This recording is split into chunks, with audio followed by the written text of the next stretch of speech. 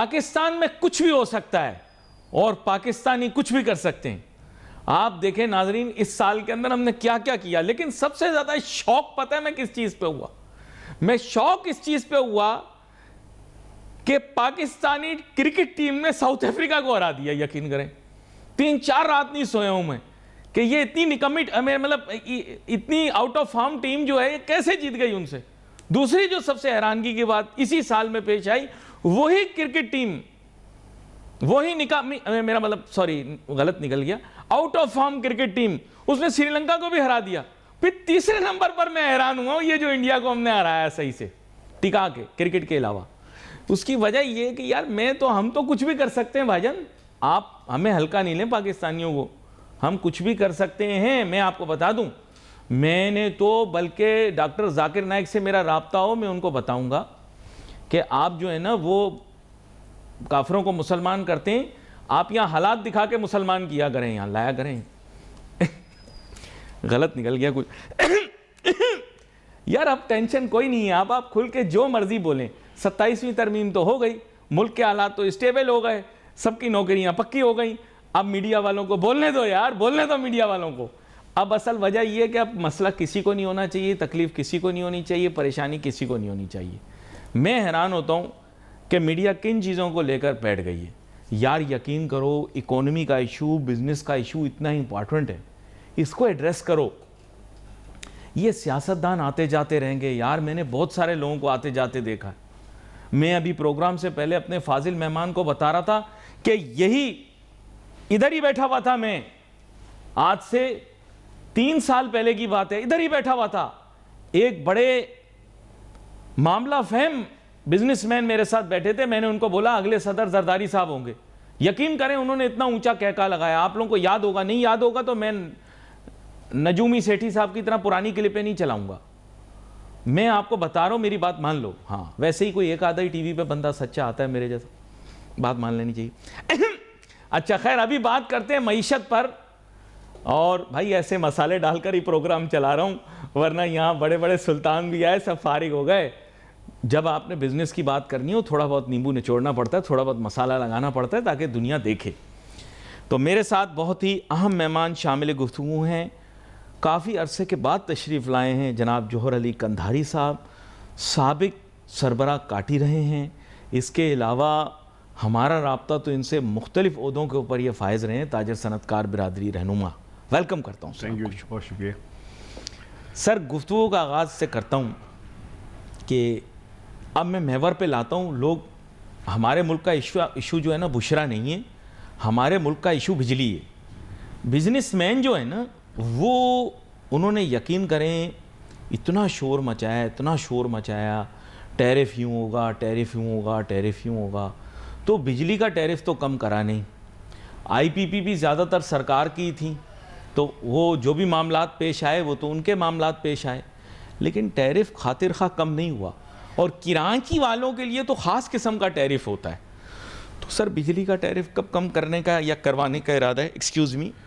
बिस्मिल्लाहिर्रहमानिर्रहीम। अली बहुत शुक्रिया, आपने बुलाया, वाकई बहुत दिनों बाद आपके शो में आना हुआ।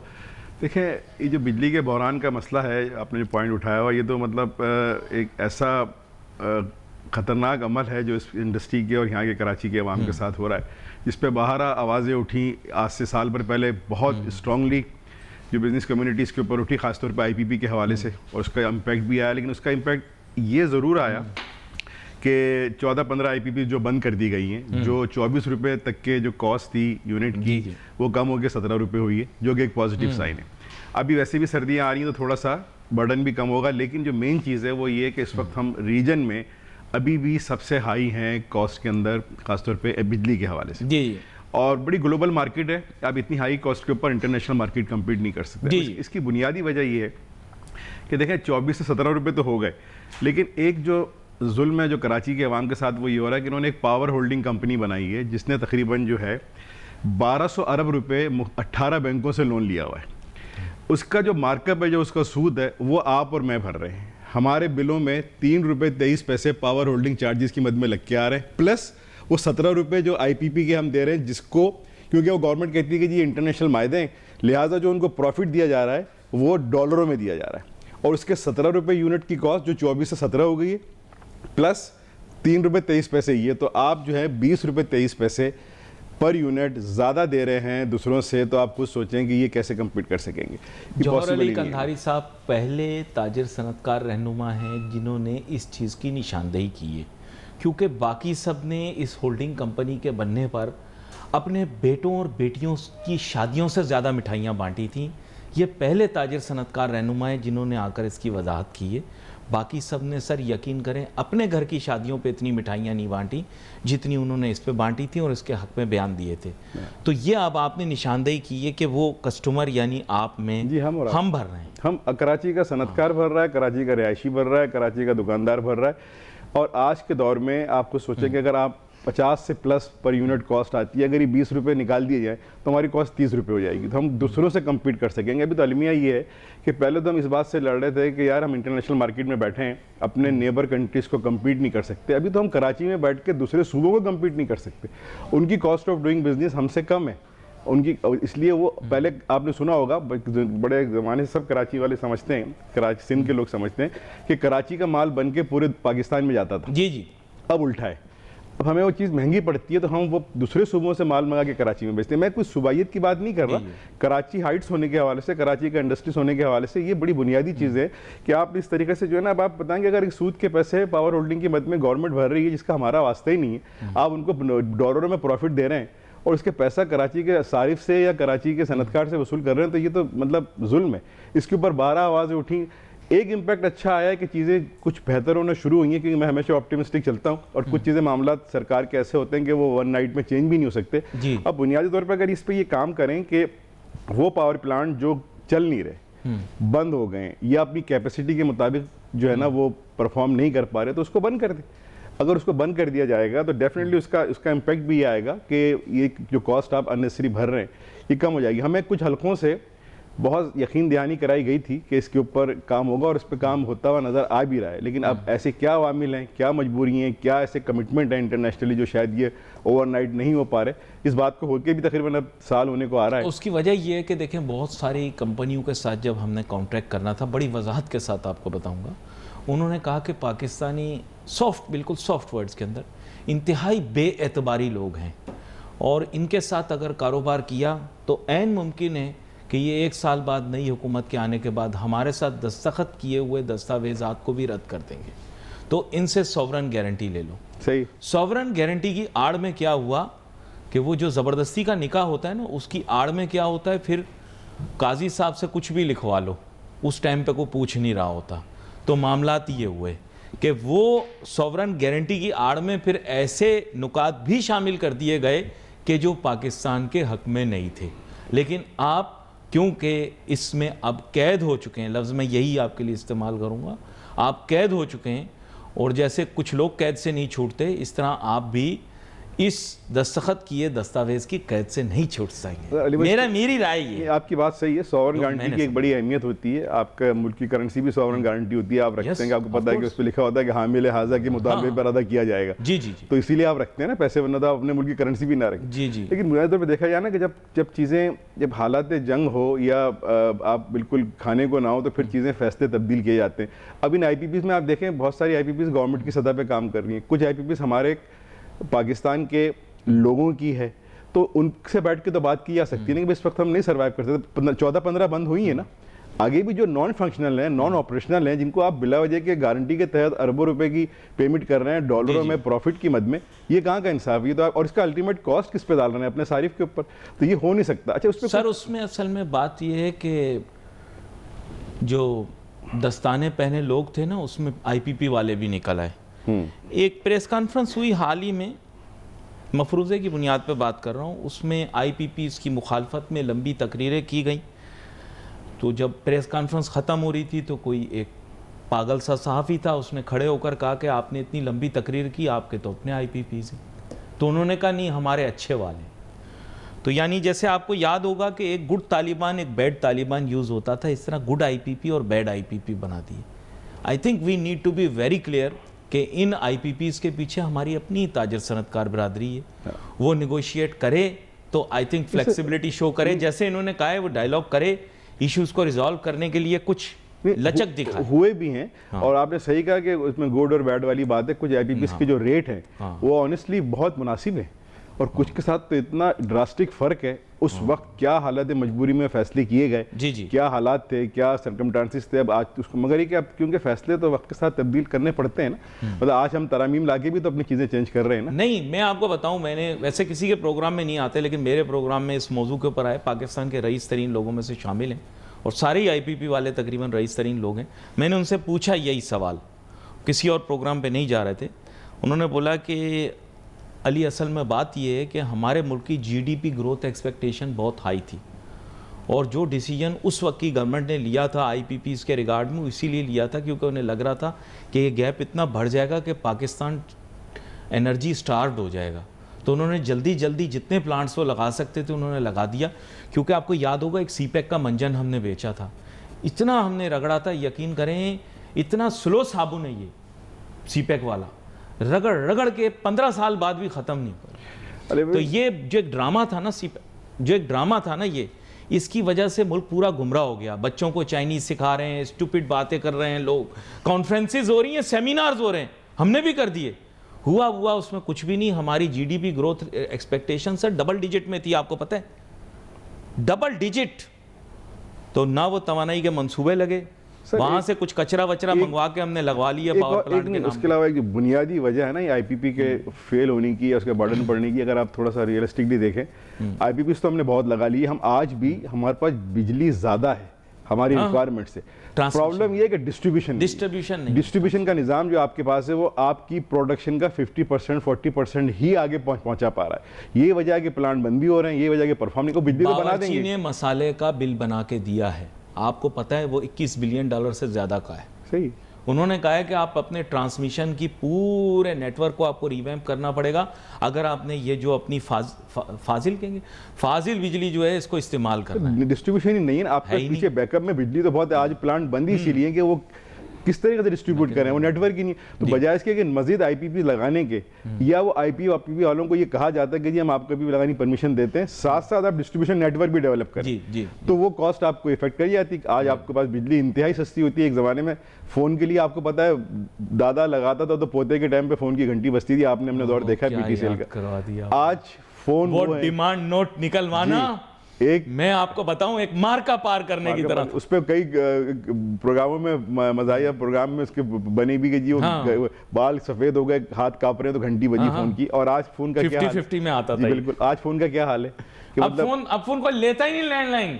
उन्होंने कहा फ्री कर दी हमने, लैंडलाइन टू लैंडलाइन फ्री कर दी, फिर भी लोग वो नहीं ले रहे हैं। और जो दूसरी आपकी सेलुलर कंपनी से कंपटीशन इतना है कि ये पैकेज, वो पैकेज, दिन का पैकेज, रात का पैकेज इज वेरी चीप ना। जी। तो ये ओपन कम्युनिकेशन की वजह से हुआ। अगर इस तरीके से इसका भी नेटवर्क डेवलप कर दिया जाए, या गवर्नमेंट सीरियस नोट पे बैठ के अब ऐसी कंडीशन डाले कि जी आप थोड़ा सा इसका नेटवर्क पहले हमारा मजबूत करके, ताकि हम जो बना रहे हैं वो जब बन के वो आगे जाएगी ना तो उसकी कॉस्ट पे डेफिनेटली फर्क पड़ेगा। अभी तो आप डबल कॉस्ट भर रहे हैं। 100 रुपए की चीज बना रहे हैं, 50 रुपए 40 रुपए आगे दे पा रहे हैं, कॉस्ट 100 पे भर रहे हैं, ले 50 रहे। तो बड़ा सिंपल फार्मूला हर आदमी के समझ में आ जाएगा। दुरुस्त।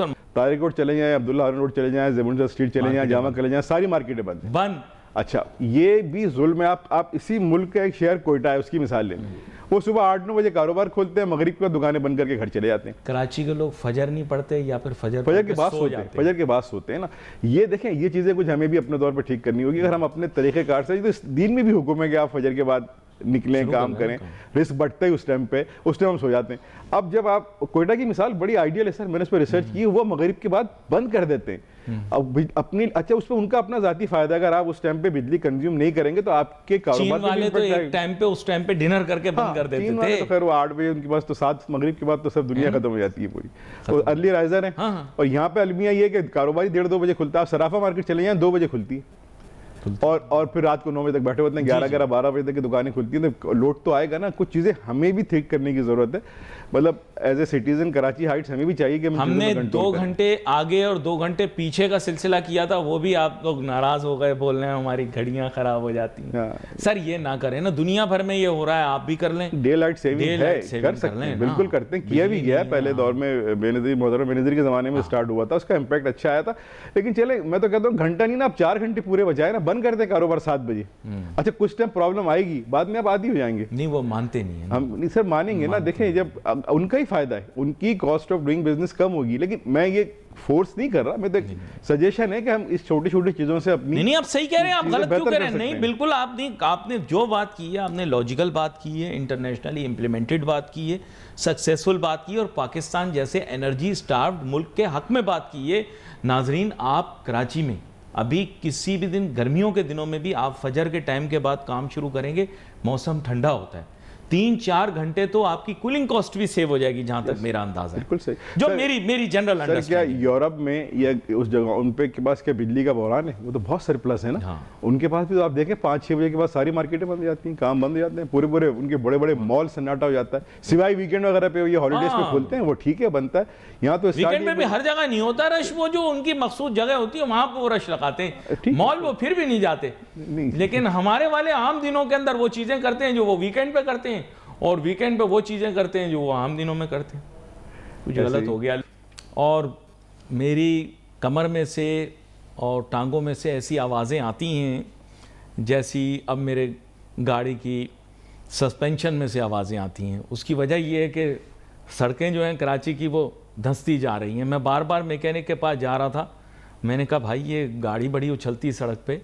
फिर मैंने रियलाइज़ किया यहाँ आते हुए दफ्तर, मैंने वीडियो भी बनाई, मैंने कहा ज़रा सीखूं क्या मसला क्या आ रहा है। तो मुझे अंदाज़ा हुआ कि सड़कें यानी हमारा इंफ्रास्ट्रक्चर जो है वो इतना ज़्यादा डिलेपिटेट हो रहा है वक्त के साथ साथ कि वो सड़कें जो हैं नाहमवार हो गई हैं उसकी वजह से। और शहर कराची जो है उसका ओवरऑल इंफ्रास्ट्रक्चर, सड़कों की तो मैंने एक मिसाल दी आपको, ओवरऑल इंफ्रास्ट्रक्चर चाहे वो पानी का हो, मोस्ट इनएफिशिएंट पानी का निज़ाम आपको कराची शहर में मिलेगा। कुछ लोग कहते हैं 2.5 करोड़ तक आबादी पहुंच गई है, लेकिन हम टैंकरों, यानी हमसे बुरा ना मानना, मैं प्रोफेसर टाइप आदमी हूँ नहीं प्रोफेसर, लेकिन मुझे ऐसा लगता है कि इससे ज़्यादा बेवकूफ़ाना चीज़ पूरी कायनात में कहीं नहीं हो सकती कि आप ईंधन यानी पेट्रोल या डीजल जलाकर पानी एक जगह से दूसरी जगह पहुंचाते हो, एक ऐसे मुल्क में जो शदीद तरीन गरीब मुल्क हो। तो सर मुझे तो पहले, मैं इस पे आ जाता हूँ आपके साथ, क्योंकि ये लॉजिक मुझे आज तक समझ में नहीं आई। Please explain to me. आपका कहने का मकसद ये है कि पहले मैं एक वाटर टैंकर ख़रीदूँ, मतलब प्रॉपरली ख़रीदूँ वाटर टैंकर, जो कि अब तो करोड़ रुपए का हो गया मैंने सुना है। उस वाटर टैंकर के अंदर मैं पानी डालूँ जाकर, उसके बाद फिर मैं उसमें डीज़ल भरूँ, वो डीज़ल मैं जलाऊँ, और डीज़ल जला के मैं आऊँ किसी के घर में पानी डालूँ, खाली करूँ, उसका 5% ज़ाया भी हो, ये कम बता रहा हूँ आपको, 5% ज़ाया भी हो, 5-10% शायद डालते हुए पिलफरेज में भी चला गया हो, वेस्टेज में भी चला गया हो, और उसके बाद फिर मैं चार्जेस लूँ और ख़ाली टैंकर को मैं फिर कराची की सड़कों पे दौड़ाता हुआ वापस लाऊँ और दोबारा से आकर उसे भरूँ। सर आईपीपी के मुतल्लिक तो मेरा ये था कि शायद ऐसी हरकत पहले नहीं हुई होगी, लेकिन ये जो हरकतें कर रहे हैं, और ये सिर्फ पाकिस्तान, हिंदुस्तान और चंद और गरीब मुल्कों में ये हरकतें हो रही और कहीं नहीं हो रही, तो सर ये क्या प्रैक्टिकलिटी है, मुझे नहीं समझ। देखिए पानी का जो मसला कराची के साथ है ना, इसमें एक लाइन में मैं आपसे बात करूंगा कि क्या ये पानी किसी जहाज से इंपोर्ट होके आता है, वहाँ से लाके सप्लाई किया जाता है? ये दरिया सिंध है, नहीं सर, 40 मील की ये वो मुसाफत पे। पानी है, ये वही आपका पानी है जो आपको मिलना था। हाँ। वो पानी आप खरीद के लेते हैं। खरीद। और यही वजह है कि एक आम सारिफ को, अब पहले तो ये डिफेंस बदनाम था, अब तो कराची के कई इलाकों में टैंकर जो कि अब 11 से 12 हज़ार रुपये का एक टैंकर हो गया, 3,000 गैलन का, वो लोग लेते हैं। और इंडस्ट्री कराची से बेशुमार इंडस्ट्री जिनका रॉ मटेरियल पानी है, जिनको पानी बहुत ज़्यादा चाहिए, वो यहाँ से बंद हो गई हैं, वो यहाँ से चले गई हैं, क्योंकि वो इतनी बड़ी कॉस्ट, अरबों रुपए की कॉस्ट साल की वो बेयर नहीं कर सकते। हम अपना पानी खरीद के पीते हैं। और आपने बड़ी अच्छी बात की कि पानी जैसी चीज़ को लाने के लिए हम अपना ईंधन खर्च करते हैं, जो कि हम ऑलरेडी इंपोर्ट कर रहे होते हैं, और इस पर हम फॉरेन एक्सचेंज दे रहे होते हैं, और वो हम पानी घर तक पहुँचा के देते हैं। तो इसका निज़ाम, क्योंकि सारा निज़ाम है, लेकिन रोडें डैमेज ही हैवी ट्रैफिक से हो रही हैं, और आधा ट्रैफिक डंपरों का है और आधा ट्रैफिक वाटर टैंकरों का है। सर रोडों का तो इतना बड़ा अलमिया है, इंफ्रास्ट्रक्चर की अगर आप बात जैसे आपने स्टार्ट में की, पानी तो नो डाउट के एक बड़ा जुल्म है यहाँ के रहायशियों के साथ, और ख़ासतौर पर सनत के साथ। सोचना चाहिए कि हमें इस निज़ाम को बेहतर करना चाहिए। और इस पर अभी एक्चुअली मसला है कि हम ना वो मिसाक़ जमहूरियत से नहीं निकलते बाहर,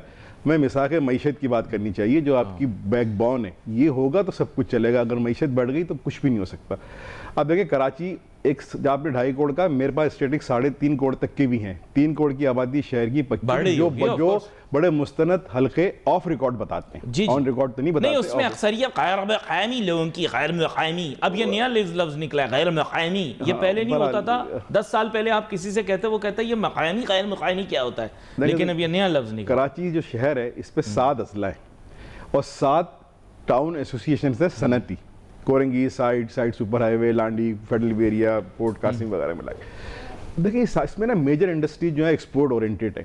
अब होता ये कि थोड़ा सा ये समझने वाली बात है, आप तो समझते हैं, लेकिन एक आम आदमी के लिए कि मैंने 10 कंटेनर एक्सपोर्ट का ऑर्डर बुक किया, मेरे 8 कंटेनर पोर्ट पे पहुंच गए, 2 कंटेनर आज लिखने लेके, जिनको आज एक जो डेडलाइन होती है, कट ऑफ टाइम जिसे हम कहते हैं, उससे पहले पहले पोर्ट में इंटर होना है। अगर मैं नहीं हुआ तो मेरे वो 8 कंटेनर भी ऑफलोड हो जाएंगे और ये 2 तो इंटर ही नहीं होंगे, तो मेरे 10 कंटेनर उस शिपमेंट में नहीं जा सकते। होता ही है कि यहाँ से जब कंटेनर लेके गाड़ी निकलती है तो किसी खड्डे में गिरती है, कहीं टेढ़ी होती है, उसका एक्सिल टूट जाता है, उसका कुछ और वो कहता है जी इसमें तो अब ना, वो कंटेनर ऐसी चीज नहीं है कि आप फौरन जाएं और इस गाड़ी से उतार के उस गाड़ी में बहुत एक्सपेंसिव पड़ता है, हो ही नहीं सकता। तो उसका अल्टीमेट रिजल्ट क्या निकलता है कि वो पूरी की पूरी शिपमेंट जो कंसाइनमेंट है वो ऑफलोड हो जाती है। उसके 2 नुकसान होते हैं। पहला नुकसान तो ये कि जो किराया लगा उसका जहाज का वो हमें देना पड़ता है, जो फ्रेड होता है, ओशन फ्रेड हमें देना पड़ता है।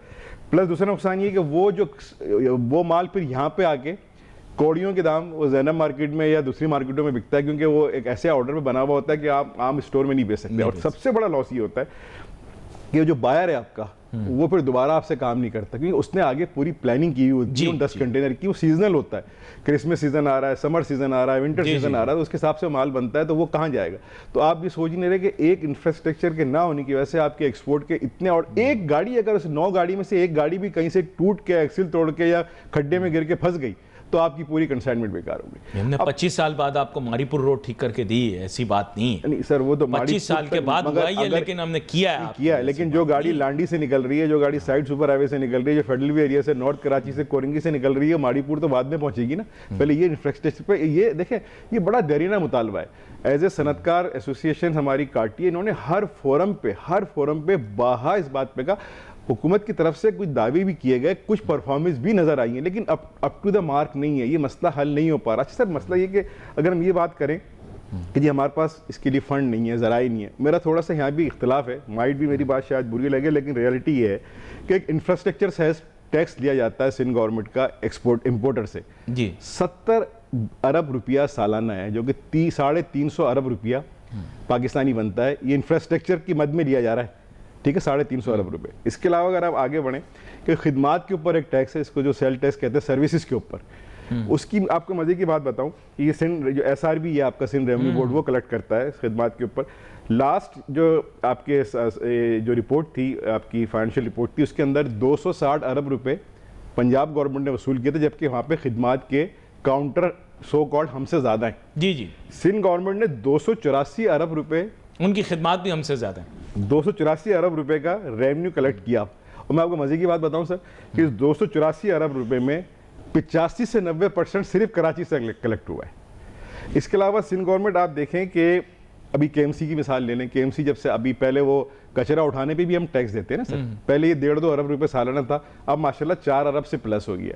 प्रॉपर्टी टैक्स आप लेते हैं, प्रोफेशनल टैक्स आप लेते हैं, एक्साइज टैक्सेशन आप लेते हैं, व्हीकल टैक्स आप लेते हैं, ये मिला के 700-800 अरब रुपया बनता है। मैं कहता हूँ 700-800 रुपये को छोड़ दें, 500 अरब रुपए लेने साल के, उसको अगर आप 12 महीने पे डिवाइड करें तो 40-42 अरब रुपया खाली आपके पास आता है। अगर आप एक साल के 6 महीने के 1 महीने के पैसे भी इंफ्रास्ट्रक्चर पे लगा दें, मैं ये नहीं कहता कि रेवेन्यू सारा का सारा बचता होगा, उस पर और खर्चे भी होंगे, गवर्नमेंट के अखराजात भी हैं, तनख्वाहें हैं, सैलरी हैं, पूरा से निज़ाम चलता होगा, लेकिन अगर ये इस पैसे का 25-30-40% भी लगा दिया जाए वॉर फुटिंग लेवल के ऊपर, एक टारगेट टाइम लाइन के साथ कि जी हम आज बैठे हैं नवंबर में, हम जून से पहले इंफ्रास्ट्रक्चर डेवलप कर देंगे, तो आप सोचेंगे कितना बड़ा, ये इतना बड़ा रेवेन्यू जो ये आता है, ये दे विल नॉट। और उसका रीज़न मैं आपको बड़ा स्ट्रेट फॉरवर्ड बता दूं कि दैट रीज़न इज़ पॉलिटिकल। नाजरीन, मैं आपको कई मरतबा बता चुका हूँ कि मेरी वाबस्तगी बड़े सूबे से, और इस निस्बत से मैं आपको बता दूं कि हमारे यहाँ उसूल फ़र्क है। इनको कंप्लेन इन्होंने की FBR की पॉलिसियों पे, ये वो मैंने आपको अपने शहर का बताया था, हमारे शहर में फिर उसके बाद FBR वाले कभी नहीं आए। MNAs MPS को बुलाकर एक दफ़ा हमारे ताजर सनतकारों ने कह दिया कि आइंदा आपको वोट भाईजान नहीं पड़ेगा, आप क्लियर यहाँ पे हमसे लेकर जाएं, और यही जाकर सूबे की वज़ीर आला को भी बता दें कि हमारा शहर हमेशा यहाँ से वज़ीर आला को एक सीट देता है, अब आइंदा नहीं देंगे। उसके बाद FBR वाले हमारे शहर के नज़दीक भी नहीं फटके गए, बुरा ना मानिएगा। सही। आप जो बात कर रहे हैं ये हमारे नुमाइंदगान को बात करनी है असेंबली में जाकर। आपने बोला ताजिर सनतकार को नुमाइंदा बनाए, हमने तो आपको ताजिर सनतकार एक नुमाइंदा बना के दे दिया, आप ही के ग्रुप का।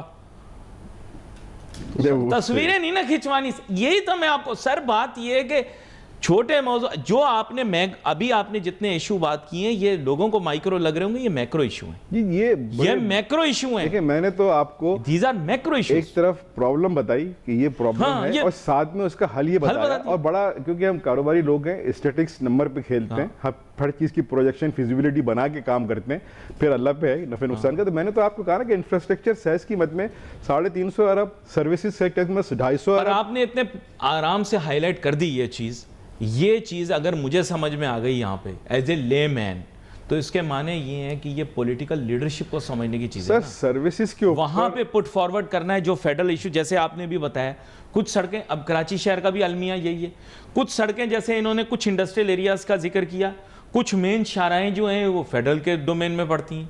अब ये क्यों है, किस लिए, I don't want to get into that. कुछ सिटी गवर्नमेंट, यानी अभी तो हमारे सिटी गवर्नमेंट अभी है नहीं, लेकिन जो भी शहरी हुकूमत या निज़ाम है कुछ उनके शेयर में जाती हैं। अच्छा, इंटरेस्टिंग बात इनकी बताऊं इनको कि कुछ जो हाईवे की तरफ इन्होंने हाउसिंग सोसाइटी मुंह से निकल गया, अब इस मुल्क में हाउसिंग सोसाइटियाँ ज़्यादा, इंडस्ट्रियल एरिया कम है।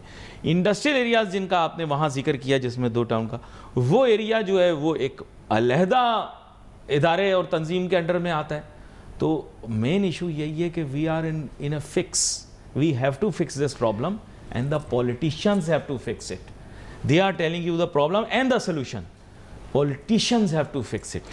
सर उस पर थोड़ा सा अली भाई, यहाँ पे आपने सही कहा कि ये कराची शहर का जो मेयर भी है वो भी मेरे ख्याल से कोई 30-40% का ही मेयर है, बाकी तो कोई इलाके वाइज कुछ कहीं, क्योंकि इलाके कंटोनमेंट के हैं, कोई इलाके जैसे आपने कहा फेडरल टेरिटरी है, दूसरी चीज़ें, लेकिन बुनियादी तौर पर केपीटी के अंडर में आ गया, कोर्ट कासिम के अंडर में आ गया। बुनियादी तौर पर जो रोड इंफ्रास्ट्रक्चर है ना वो या तो मोस्टली KMC के पास है, या फिर आपके पास जो आपकी जो दूसरी कौन सा इदारा है, लोकल बॉडीज के पास। जी। अब इनके पास देखें, मैं तो खाली इंडस्ट्रियल एरिया की बात इसलिए कर रहा हूँ कि मैं एक सनत को रिप्रेजेंट कर रहा हूँ, लेकिन ये अलमिया तो लोगों के साथ भी है ना। आप आए दिन ये जो हादसा एक्सीडेंट हो रहे हैं, अगर आप उसकी बुनियादी रूट्स पे जाए, देखें अभी जैसा कि वो सरकारी गाड़ियाँ, हैवी ट्रैफिक और बैड पुअर इंफ्रास्ट्रक्चर, ये एक्सीडेंट्स की वजह है। आप जितने ई चालान कर लो, जितने कैमरे लगा लो, आपको ज्यादातर वायलेटर गवर्नमेंट गाड़ियां नहीं। उसके अलावा एक और जो सबसे ज्यादा घटिया गाड़ी चला रहा होगा ना, ये वो जैसे पता नहीं उसको दुनिया से दुश्मनी है, पाकिस्तानियों से और इंसानियत से दुश्मनी है, नंबर प्लेट उसकी गवर्नमेंट की लगी हुई होगी। मैं आपको गारंटी देता हूं, साइंदे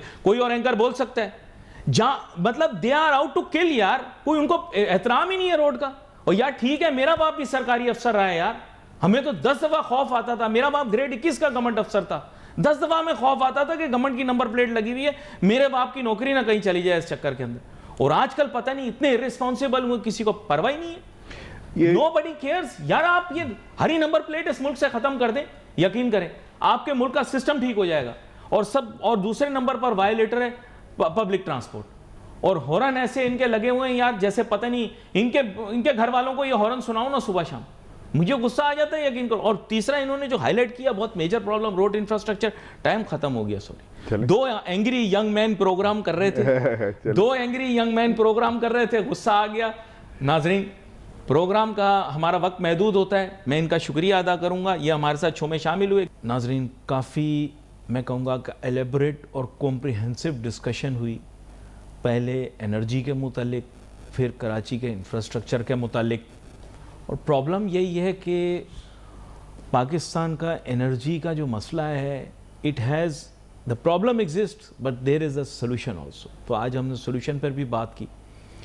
आई एम वेरी कीन कि गवर्नमेंट इस प्रॉब्लम को सॉल्व करे, लेकिन अब ये है कि विलिंगनेस कितनी है उसको जल्द से जल्द सॉल्व करने की, ये बहुत ज़रूरी है। Apart from that, I think on my watch I see कि they will have to prepare for the next upcoming election also, if not today, after a few years, and they have to be mentally prepared कि जितना अच्छे तरीके से वो issue को resolve करेंगे, चाहे वो आम आदमी के लिए, चाहे सनतकार ताजिर के लिए, उतना ही बेहतर जो है उनका, ये मैं बता रहा हूँ, इट इज़ अ रियलिटी।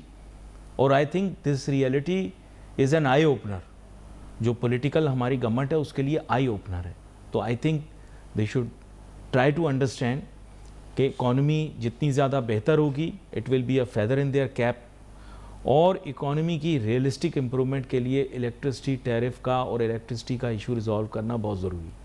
दूसरा, हमने बात की कराची के इंफ्रास्ट्रक्चर के मुतालिक, जो हम कई दिन से देख रहे हैं कि यहाँ के ताजिर सनतकार आके उसे हाईलाइट कर रहे हैं। There is certainly a reason for it, and that reason is कि या तो they put things in order, या फिर ये होगा कि यहाँ पर भी पॉलिटिकली एक सेटबैक हो सकता है।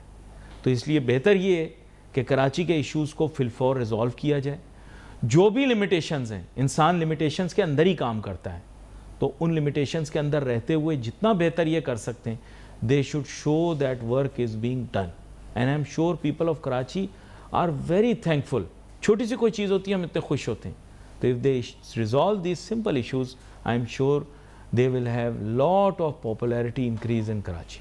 यहाँ पर we wait for messages on Facebook। Ali Nasir, my team का इजाज़त दीजिए। अल्लाह हाफ़िज़।